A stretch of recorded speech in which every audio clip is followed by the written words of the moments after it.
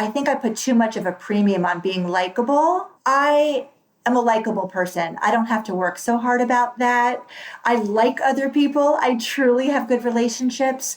So I got a little derailed by that focus, and it took me some false starts to really learn how to have an effective managerial relationship with people that need your guidance and mentoring. Welcome to The Art of Speaking Up, a podcast that empowers professional women to rise. I'm your host, Jessica Guzik, and in this show, I take you undercover into the stories and lessons that I learned, sometimes the hard way, throughout my career. I also talk with working women, leaders, and coaches to show you that no matter what your struggle is, and no matter what your career goals are, you already have all the talent that you need to succeed.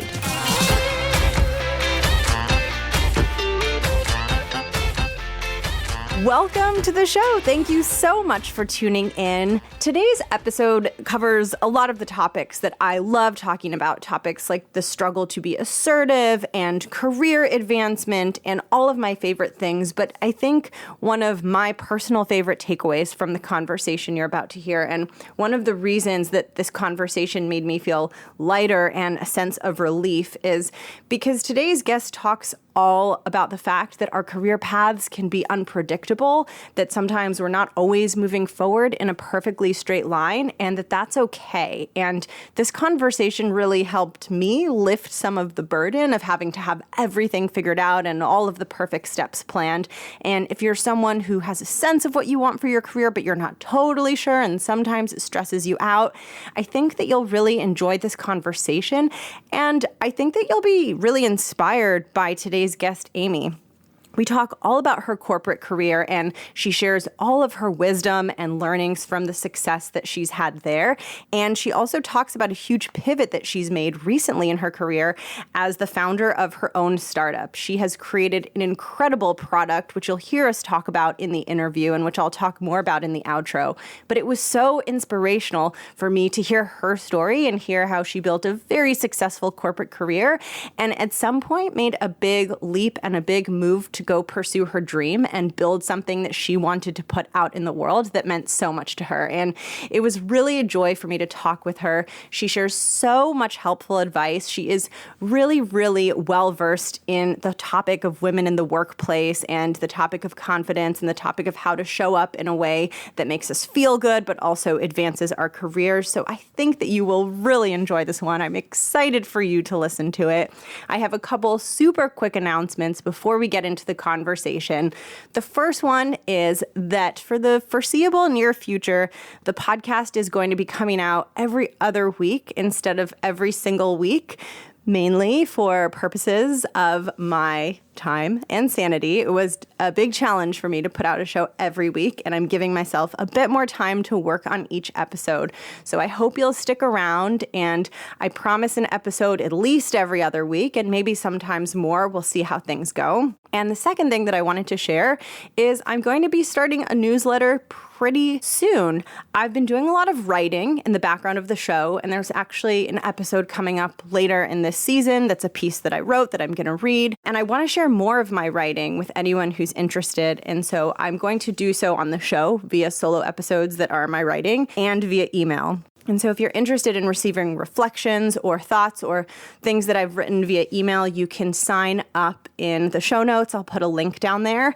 And with that, let's meet Amy. Let's get into the conversation. And I hope you enjoy it as much as I did. Hi, Jessica and everyone. I'm so happy to be here. I am Amy Giddon. I am the co-founder and CEO of a mobile app startup called Daily Haloha.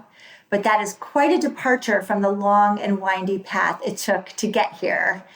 I've had a long career that's been lived in many different chapters. The first chapter was my corporate decade, during which I really trained a lot. I learned who I was in the workforce.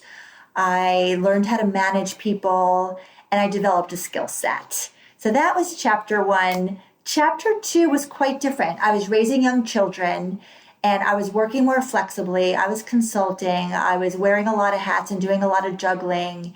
And that was almost like a decade of treading water, but staying active in the workplace and continuing to grow as I could, but at a lesser pace. And then chapter 3 was really a full return to executive life back into, for me, which was financial services, where I would say I achieved the highest pinnacle of title and pay and stature. And then I'm in chapter 4, which has been a pivot from doing what I'm really good at and what achieves outwardly defined success toward inner fulfillment. And the first bit of that was turning into women's leadership. And now where I am now, I now have a startup that is a full reflection of my core beliefs and values. I feel like each one of these chapters could be its own episode. Maybe that'll happen eventually, but let's go into chapter 1. Can you share what was really tough for you at the very beginning of your career? Yes, almost everything. Maybe that won't come as a surprise to many, but I think that upon reflection, I was not as intentional as I could have been, and I let myself kind of get swept along based on where people wanted to see me adding value for them rather than where I wanted to plug in based on my skills and interests. So I think it was a combination of not being intentional, but also just not knowing myself well enough to know where my kind of highest good was going to be. So I got swept along, and I have to say I was pretty lucky because I got swept into some good places, but it wasn't really by my design. I would highlight one other thing that was challenging in my early career, which is learning to manage other people. I advanced pretty quickly, so I was fairly inexperienced when all of a sudden I had other people to direct.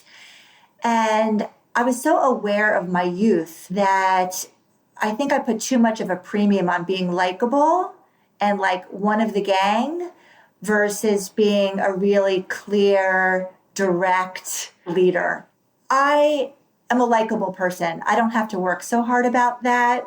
I like other people. I truly have good relationships.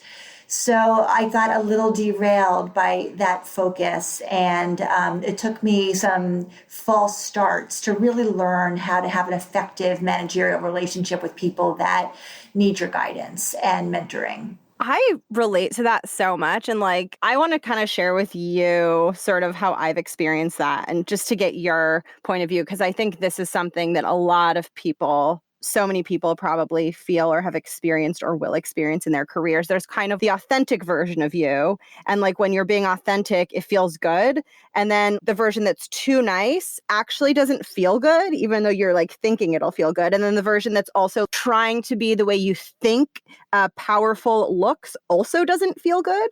And it's sort of like, what's the actual version of me that is nice and also is powerful and doesn't feel weird when I do it? That's kind of how I've experienced it, but I'd be curious if it was like that for you. Yes, 100%. And now I have better language to describe what you're describing. After working in women's leadership now for a while, there's something called the double bind, which is really helpful, I think, for women to have in mind. And it's this push-pull that you're describing between what society expects femininity to look like, which is nice and cooperative and collaborative and compromising, right? And then what corporate America expects strong leaders to look like, which is authoritarian and demanding and non-compromising and all these other things.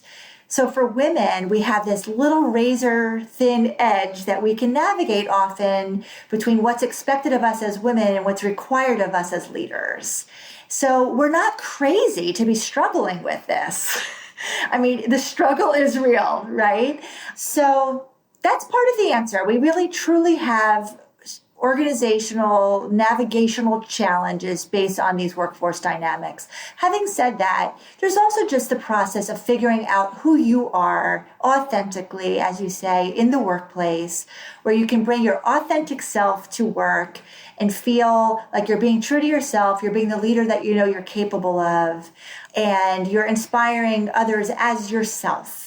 And I think that over the decades since I was early in my career, I do feel like workplaces are allowing more of the full self to show up authentically, and that people are waking up that we need stereotypical feminine qualities and male qualities in the workplace and in our leaders.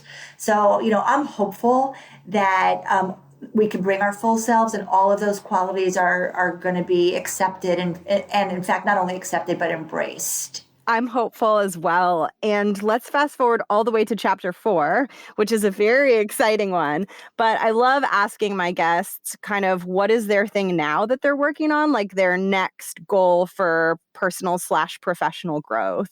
Wow. Well, I don't think I've ever grown at this fast a clip. So it's not about how do I want to grow, but it's like, can I keep up with the growth fast enough to stay one step ahead of what my business requires?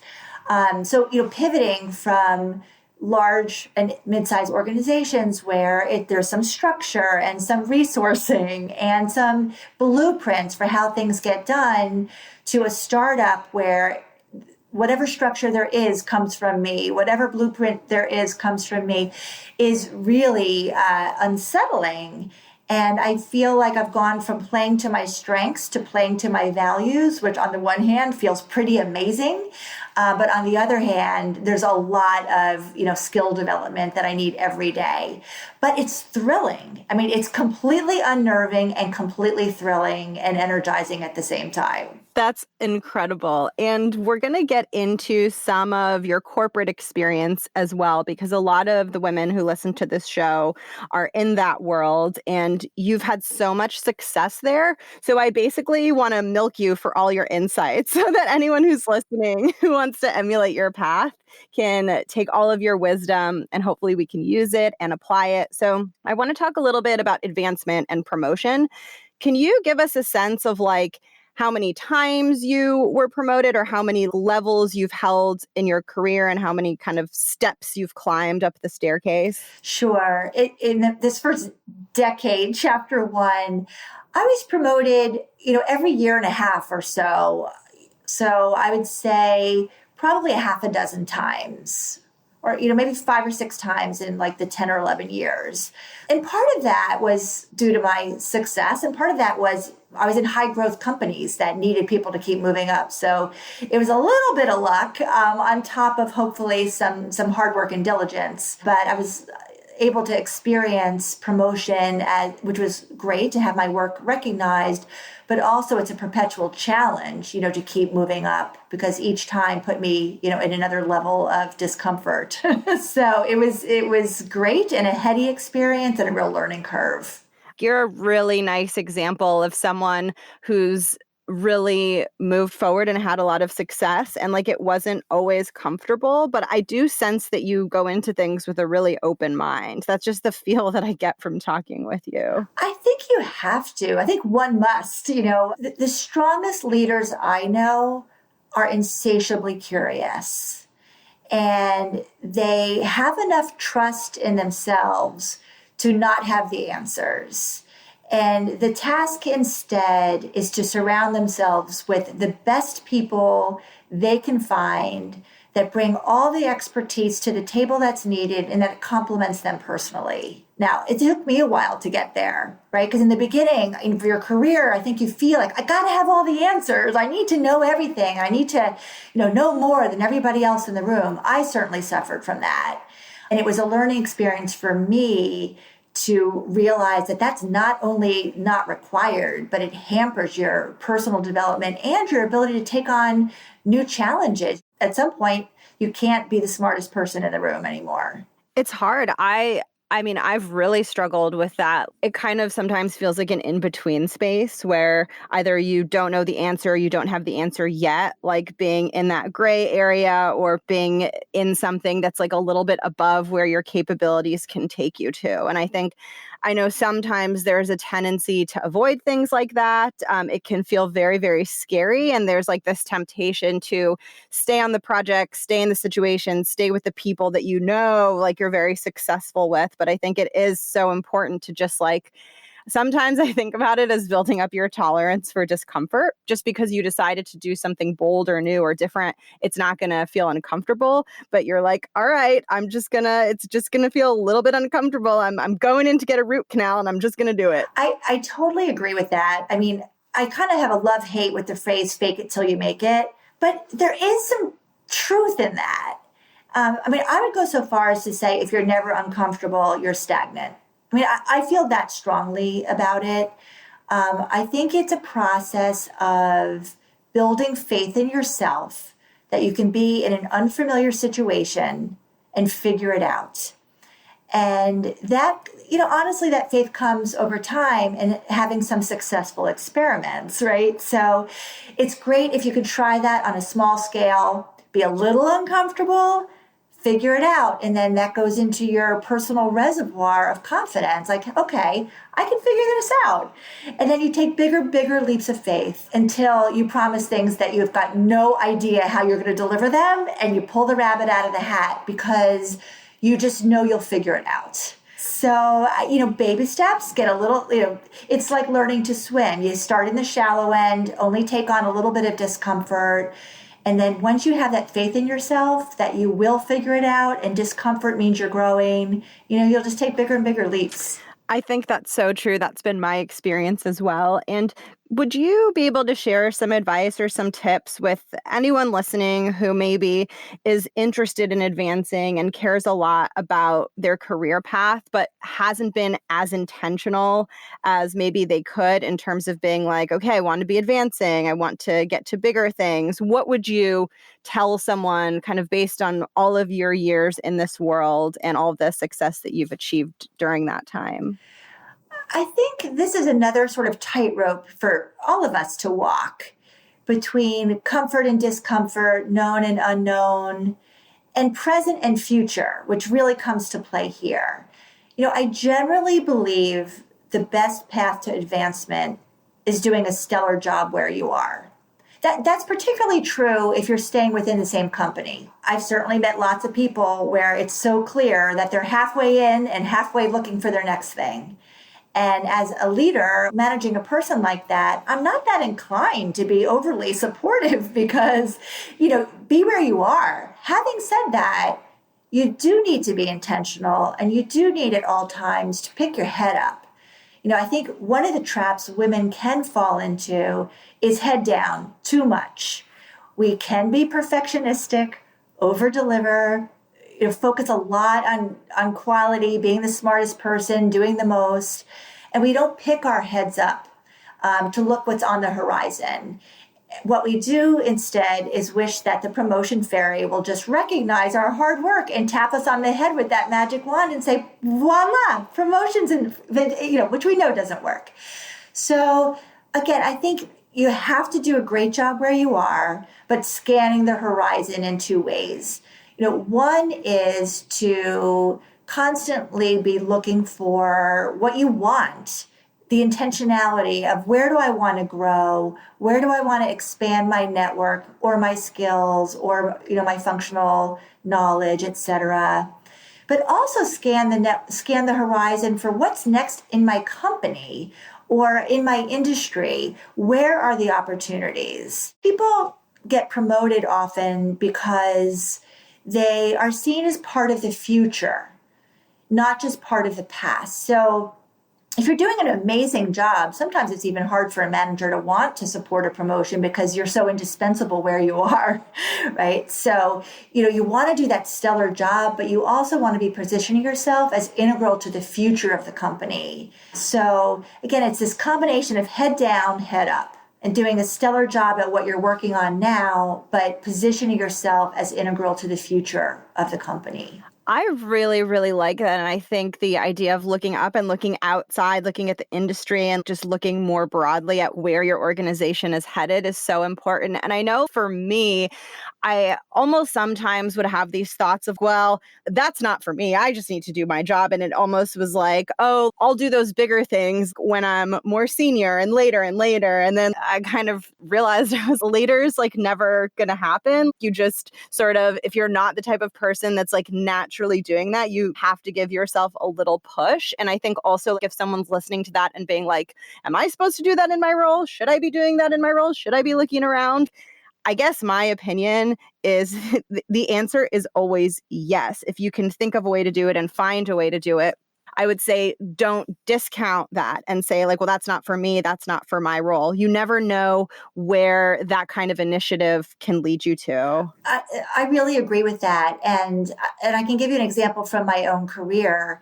I was at American Express for many years. I started in strategic planning with the intention of wanting to move into marketing.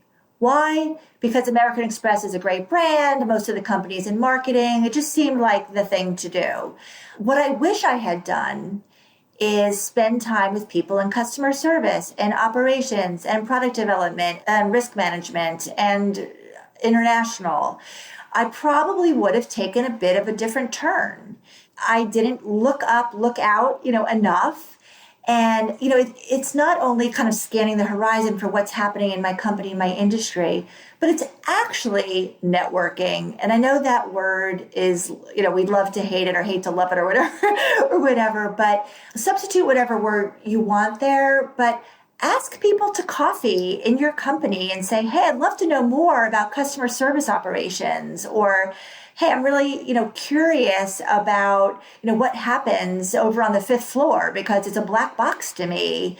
And I guarantee you, people are going to say yes and really welcome the opportunity to share their expertise and their own career journeys. So I highly, highly recommend, reaching out to people in your company and in your industry, where possible. I fully agree. I think especially when you reach out to people who do something completely different than what you do, it can be so helpful. It makes you then better at your job because even though you might think you know how your company works, when you really get that exposure to like this area that you're never in, it expands your understanding of everything and you can see things in new ways. And I really agree. And it can be really fun just to get to know someone who you might not ever naturally encounter like in your day-to-day work. That's such good advice. I want to talk a little bit about confidence. That's one of the focus areas of the show. And I think it's something we all, I think, especially as women, we have kind of our own relationship with, our own struggles around. I want to specifically ask you about struggles with confidence and your thoughts on how sometimes that can show up as like a need for praise and like an addiction to positive feedback. I just want to hear your perspectives on that from the leadership work that you've done and your own experiences. Well, that really resonates with me, the whole idea of external validation in my own, career journey. I think for me personally, and also I'll link this to some of the research, my developing confidence and where it was shakier showed up in two ways. One is this need, like constant search for external validation and praise. And I'll address that. But the second way too, I think, is over delivering. Like I worked way too hard. So there are two different manifestations of a confidence challenge. So on the external validation one, if we really knew our worth intrinsically, inside and out, we wouldn't be scanning for praise and feedback all the time. I love Tara Moore's book, Playing Big. She has a phrase called hooked on praise and criticism, where we're in this sort of like hamster wheel of looking for feedback. And we kind of lose sight of being our own critic or being our own cheerleader. And when we do have the ability to do that, we're just really unleashed in so many productive ways. And hopefully we've had, all of us in our careers end up having more positive relationships with our managers and leaders than negative. But if you're hooked on praise and feedback, and you have not an adequate, relationship with your leader, or they just have really big shortcomings, it can be a terrible place to be because you're reliant on that. It might just be a person who you're just never going to get it. So you really need to have the internal resources to measure your worth for yourself. And that's something it took me a long time to learn. And I would go further to say on this topic that now that I don't have a boss, I'm the founder of my own company.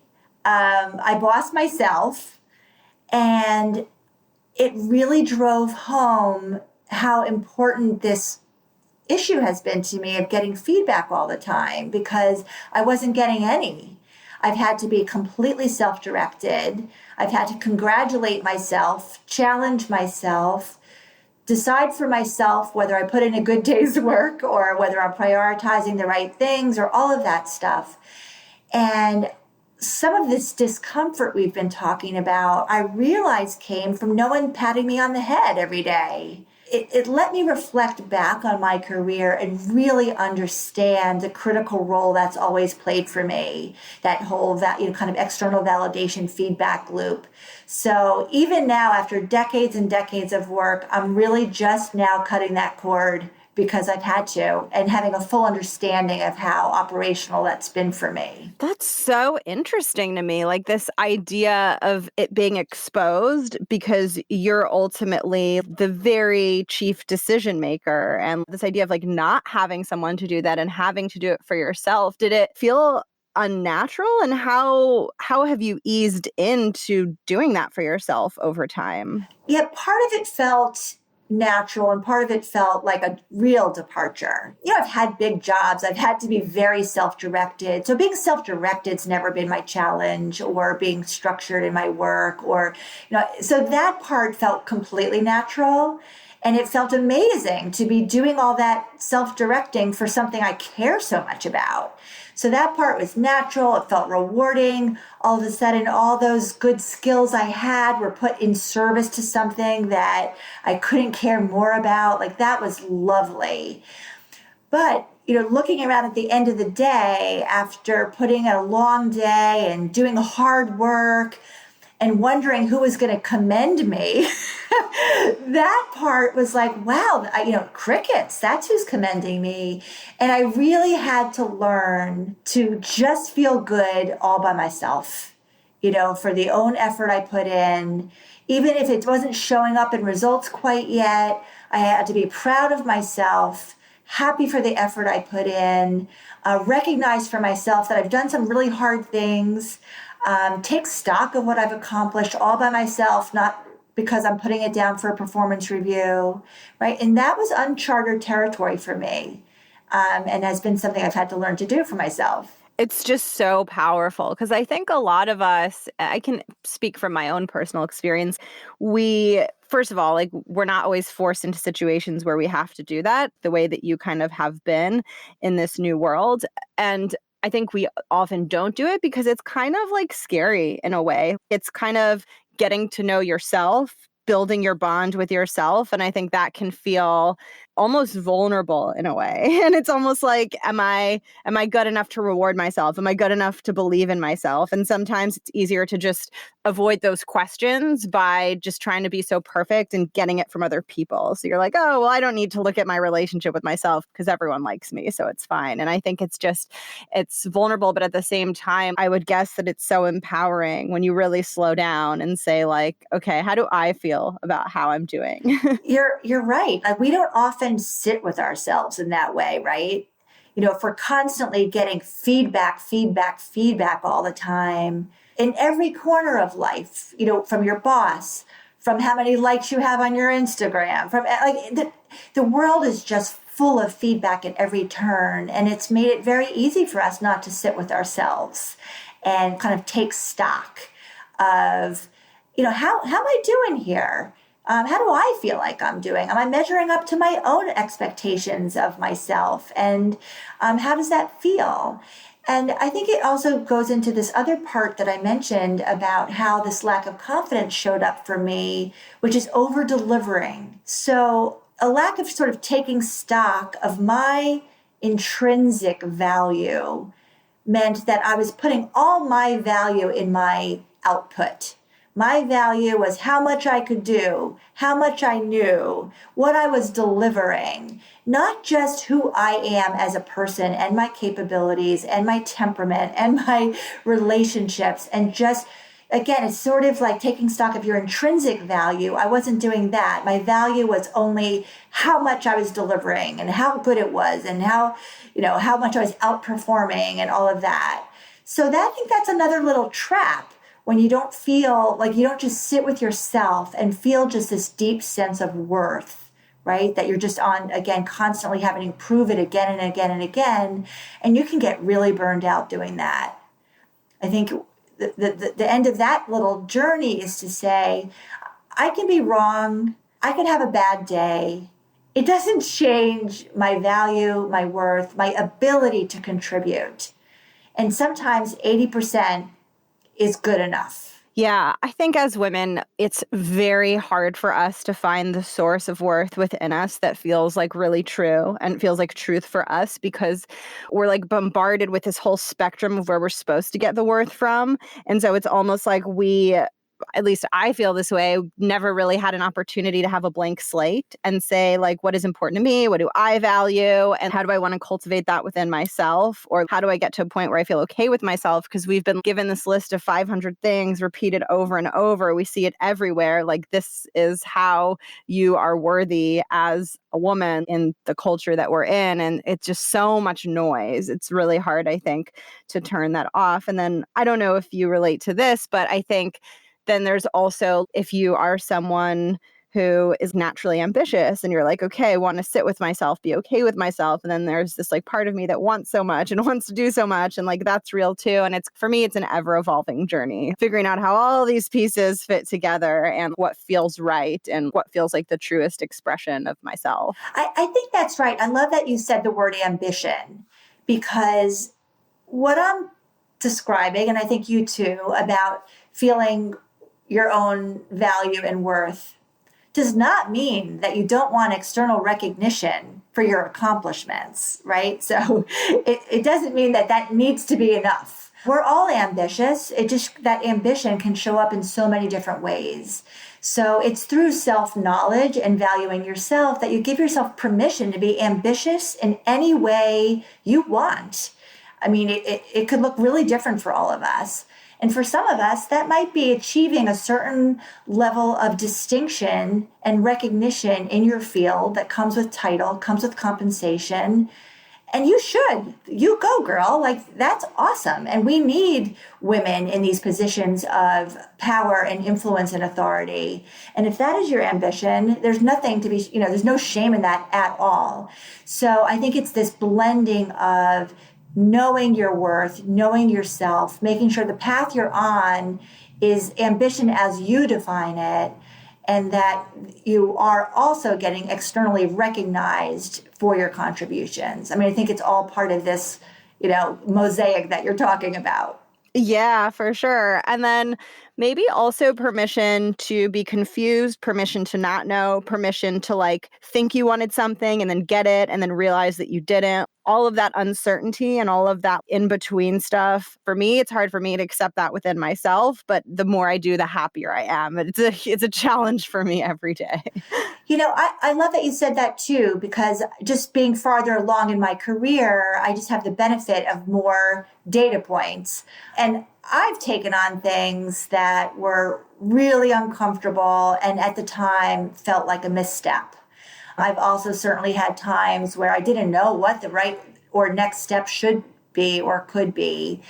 And it's really okay. I mean, upon reflection, you kind of see how all the stars become a constellation and you can't see them in the moment. And it's totally okay. I think the best we can do is know ourselves. And if we're questioning, that's a wonderful thing to be in a questioning mode. And we're going to have little mini chapters of being unsure. And who wants to be stagnant or static anyway? We need to let ourselves evolve. We're changing. Our relationships are changing.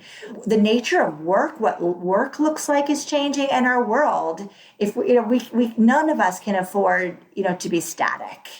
And, change means having periods of indecision and flux. And then that's just part of it. Yeah, I agree. I've definitely gone through these periods where I haven't had a clear view of A, what my long-term direction is, and then B, also like what I would desire for my next step. And I think sometimes the more I would try to push to like answer it, the more it would backfire. And something that really has been helpful for me, which you may have experienced or might be helpful to someone listening, is I started focusing on the things that I knew for sure to be true and just really tried to make those front and center. So like if I was feeling unsure of like what I wanted to do functionally or in terms of a role or in terms of a company or a vertical, I started focusing on like, okay, I love being so excited about my team. I love it when the people around me energize me. And I know that the interpersonal part is like so meaningful to me. And then just like allowing myself to be in the areas that I felt more certainty around and focus on those, then eventually help some of the other stuff fall into place too. I think sometimes when we have an uncertainty or an open question, we just focus all of our energy on it and it feels like it grows bigger and bigger. So I've tried, I guess, to sometimes pivot away and say like, okay, well, what do I know that I like? What do I want? And can I use that as a starting point while I wait to figure out the other stuff? Well, that's super smart and proven in there's a whole movement or realm of positive psychology and a growth mindset. And it's exactly what you're saying, because we can get very fixated on negative feedback, what's not working, and really lose sight of what we do know about ourselves and what is working for us. So I think it's even worth really documenting some of those things. Like, what are my non-negotiables? What must I have in a workplace that for me to feel energized and good? And even to think about, like, what happens when I have a good day? What happened that day? Or if I had something that drains me of energy, what was that circumstance? And really taking stock of that. And as part of that exercise, documenting your superpowers, because we all have them. And especially when in periods of flux or uncertainty or even just discomfort, remembering what we're great at is so powerful. So remembering what you're great at, those sort of non-negotiable things that you need to feel happy, fulfilled, energized. And if you don't know the answer, just remembering those things and putting yourself in situations where your superpowers can come out to play. And those things that make you feel happy and energized are part of your environment. And I do think the rest is going to reveal itself. I love that. And I'm so excited to talk about chapter 4. I'm so excited to hear about what you're doing. And I love your story because I love how you've continued to evolve. I think a lot of people feel this fear around not knowing what they want for their career. And there's almost like a pressure people feel of like, oh, like, I don't know. Am I on the right path? What do I want to do? Can you talk a little bit about this change you made? I guess, how did you know? Like, how did it come to you? Yeah, this is quite a story because I never thought I'd be telling this story. So after all my, years and decades even of corporate work and consulting work, I was at an in-between space, which we've talked about, right? I've had a lot of in-between spaces, between chapters, and I always get thrust into that soul-searching mode again. And that's where I was, and I was sitting with that, and I was consulting at the time, and it wasn't feeling very fulfilling. Trying to decide whether I wanted another big executive position or more consulting work or what. And this was the end of 2016, beginning of 2017, which was our presidential election. And the country and the world was feeling all the effects of coming out of a very divisive election. Regardless of what side of the aisle you might be on, I think everybody would would agree that it caused us to be very tribal, very negative, and there was dehumanization going on both sides of the debates. So that left me feeling like many of us were feeling, but just heartsick over the us versus them mentality that had crept in. And I think it really reminded me of what I value the most as a person. I value empathy. I value belonging. I believe in workplaces that are inclusive, where everybody belongs and can show up as their best self. And I believe that in life too. And that was certainly not what was happening. So I was feeling all these feelings, and I never would have imagined that I could channel those feelings into another career chapter. But I had an idea of creating a mobile app and a product and a business with the mission of solving this problem of disconnection, dislocation, and lack of connection, both with ourselves and with others. And so I set about developing a mobile app with that mission, which is sprung, quite directly from my personal values. The catalyst was just the times we were living in. I had a very specific inspiration, which was an interaction with a participatory art project. It got the wheels turning, and I couldn't get them to stop turning. And I felt like it was a calling, and I had to do it. That's amazing. Tell us more about the app. Okay, well, my lovely little app, which is just launched, is called Daily Haloha. And I do have this big mission of rekindling our sense of shared humanity, which is a very big, lofty mission, but the app is very simple, actually. I ask the whole world a single, thought-provoking, fill-in-the-blank question every day. So how fun is that? I get to ask the world a question every day. Everyone has a chance to take a moment to reflect on the question, fill it out for whatever their truthiest truth is, and then they give it a little mood color. And they send it off, and it gets delivered randomly and anonymously to one other person in the world, and they instantly get one back from someone else in the world. So it's this moment of reciprocity. And then you give a little reaction sticker to the person that you received one from to acknowledge that they were seen and heard. And then you get to go to the wall, which fills up all day long with all the answers and responses from everybody all over the world.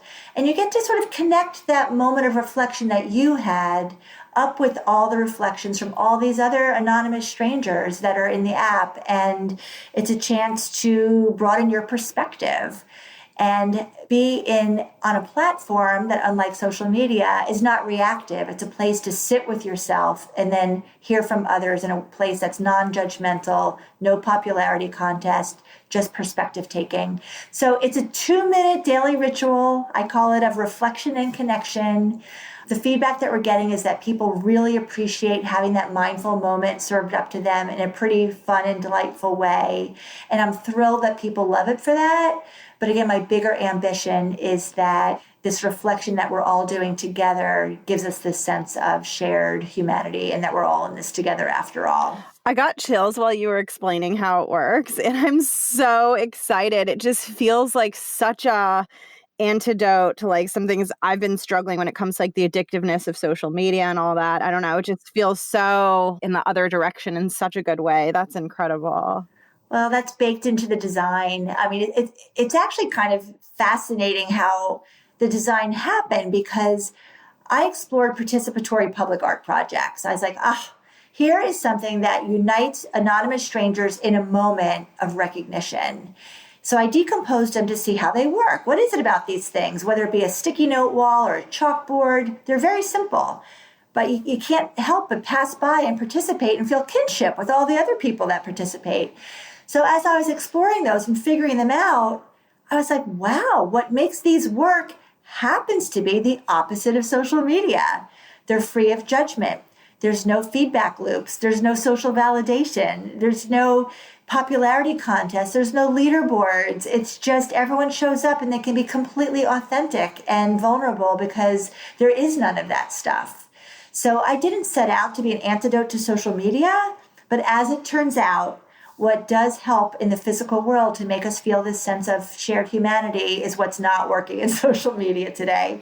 Oh, that's fascinating. I'm so excited to use it. And I'll share it with everyone also in the show notes because I think that will appeal to people and everyone's going to want to try it. And it's just so cool that you've done that. And I think it's such a really nice inspiration for anyone who's listening who either at this point or sometime in their career has maybe what seems like a wild idea or something that feels like you said like a calling that they want to pursue. It's so cool that you've done that. And I think a lot of us are going to look at you and look at your career journey and be like, ooh, that's a good one. I like those chapters. It is interesting because the startup culture didn't even exist in the beginning of my career.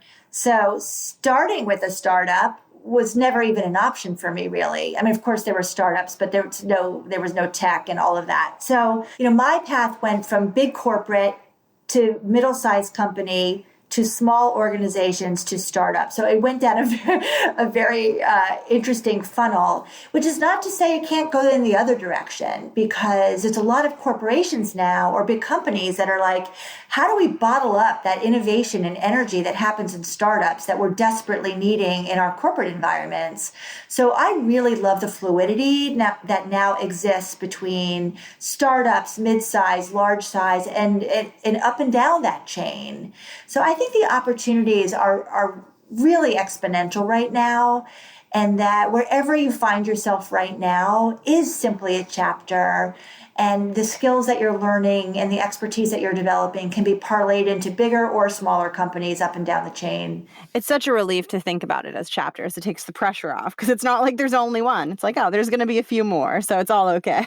Another analogy that you might have heard is Sheryl Sandberg's in Lean In. She talks about how careers are no longer ladders, they're jungle gyms. And whatever you think about that book, there's pros and cons, but I really do love that metaphor. And it certainly has been true for me. Yes, there are times when it feels like the place in the jungle gym. I don't even know what it's called. I don't even know if this is part of a jungle gym, but I immediately thought of the place where there are all these like rubber things that are flexible and you're like stuck in them and you're trying to get through them. I don't know. Sometimes I feel like I'm in that, but I like the analogy a lot. I know. Sometimes you're swinging freely from bar to bar, and sometimes you're trapped by the bars, right? So yeah, exactly. It's true. But what I really do love about that analogy is about lateral moves. We haven't talked about that, but in my career, I've taken jobs and promotions that are clearly like a rung up, whatever that means, right? In pay, in status, in title.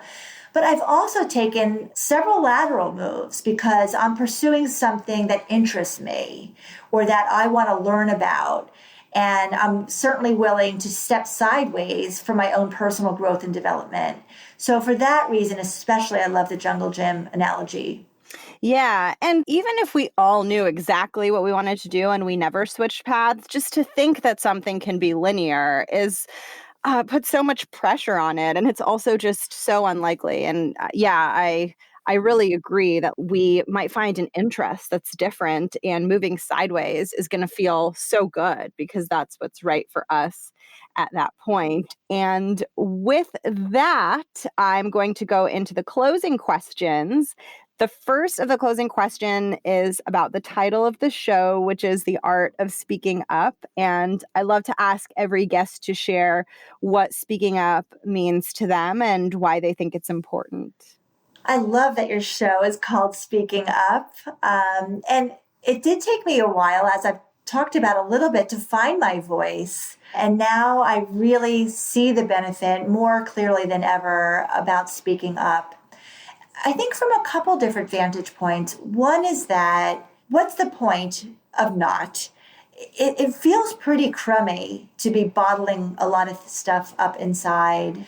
It leaks out one place or another, whether you're crabby at home with your dog, whatever it might be. But it does health favors to be like stopping up your feelings or your perspective or your observations. So I think for all of our mental health, it's really important to feel that you have a voice and that you're comfortable expressing yourself everywhere, but certainly in the workplace. I think the thing that I've learned even more, though, is the stories we tell ourselves about why no one wants to hear us speak up, and the fact that they're not really true all the time. So, not only do you need to speak up for yourself, but your workplaces need you to speak up.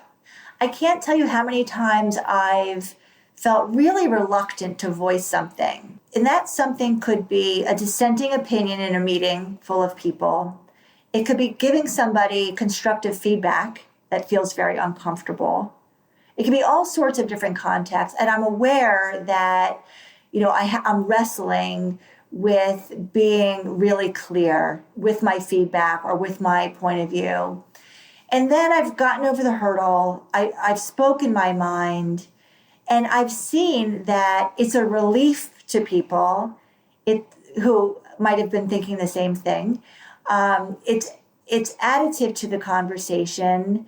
And even if it's not in that moment that it's appreciated, later on, people come back around and thank me, for voicing something that might have been a dissenting opinion or something hard to hear or some truth telling that people, weren't really sure should see the light of day. So I do think we tell ourselves a lot of stories about how our truth is not welcomed or valuable.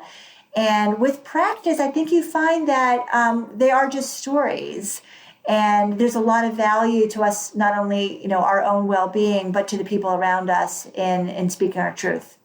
I very much agree with that. And for the final question, some context for the final question is I started this show kind of inspired by a time in my career where I was struggling with self-confidence. I didn't have any mentors. It was a challenging time for me. And I started the show to speak to women who might either be in a difficult situation professionally or just looking to feel empowered. So I love giving this last space to the guest to share whatever it is they would want to share with those who are listening. Well, I would love to share someone else who's been a huge inspiration to me. And I think her speaking and writing talks really quite directly to some of the themes that we've talked about today, which is showing up as yourself, self-knowledge, being uncomfortable, and all of those things. And that is Brene Brown. I don't know if you know Brene. Oh, I do. Okay. So for the listeners who may not be as familiar, she really became well known with her TED Talk on vulnerability, and I recommend everybody take a listen. And quite recently, she has a Netflix special that is super accessible, and you will really enjoy it. If you have a partner, I even recommend watching it with a partner because it might even improve your communication and your relationship. But what's fascinated me recently is that she's taken all her learning about showing up as our authentic selves and being vulnerable and applied them to leadership. So her most recent book is called Dare to Lead, and it talks about authenticity in leadership. It talks about how being a clear communicator is actually kind. And I thought maybe I would just read the introduction to her book to inspire some of the listeners to get the book perhaps or find out more. So here's what she says about leadership. Leadership is not about titles, status, and wielding power. A leader is anyone who takes responsibility for recognizing the potential in people and ideas and has the courage to develop that potential. When we dare to lead, we don't pretend to have the right answers. We stay curious and ask the right questions. We don't see power as finite and hoard it. We know that power becomes infinite when we share it with others. We don't avoid difficult conversations and situations. We lean into vulnerability when it's necessary to do good work. So I find that incredibly inspiring, and I would leave that with your listeners today. Oh, thank you so much. That's been on my reading list, and I'm bumping it to the top. Well, one last little story about me and Brene Brown. She was on a book tour with her book, Dare to Lead, and I was super eager when she was in New York City to go to one of her talks, which I did. And then I, lined up, book in hand, ready for her to sign it. I swear it was like I was meeting Madonna. I don't know. I was so nervous, and I have my book. I'm like, what am I going to say to Brene?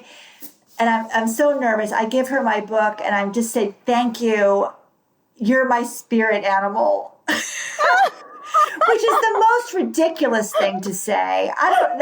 It just came right out of my mouth. And she looked at me like, okay, then let me just get to signing your book. So funny. You were starstruck. I was starstruck, but she is my spirit animal, and now everybody else knows it too.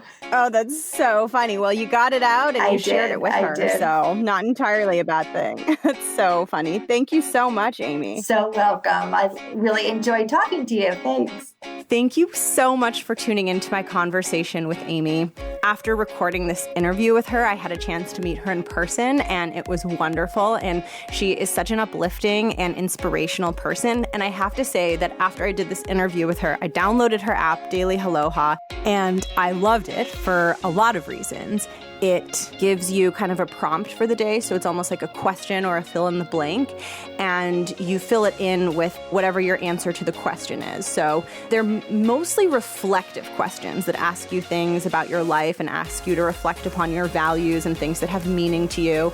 And after you answer the question and submit it, you get to see everyone else's answers, and it's just a really beautiful display of humanity. It sort of reminds me of those times when there have been national crises or difficult things happening in the world. And in New York City, in the subway stations, people would put all those Post-its on the wall of the subway station, and you would kind of feel really connected to all the humans just by seeing the things they put up there. And it also reminds me of this other time in a job that I had when difficult things were happening in the world. In the women's bathroom, people just started putting these Post-its on the mirror in the women's bathroom that had all of these positive affirmations on them and these encouraging things. And her app really brings that kind of energy in for me. And her app really reflects a very similar feel. And I would really love for you to check it out. I would really love for all of us to support her as she makes her dream a reality, because I personally find it so inspirational.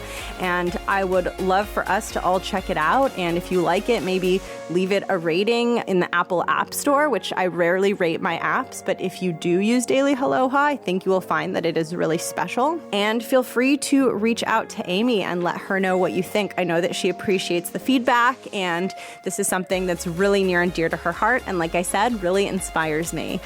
I hope you're doing well. I hope everything's going well. Don't forget that a link to my newsletter will be in the show notes. I'm also going to start always including a link to submit a listener question, because those are still on the table. That you'll be hearing more about those in a future episode. And with that, I'm going to sign off for the day. Hope you're doing well. Catch you in a couple weeks. It's another interview coming up. Yeah, have a great day. Bye.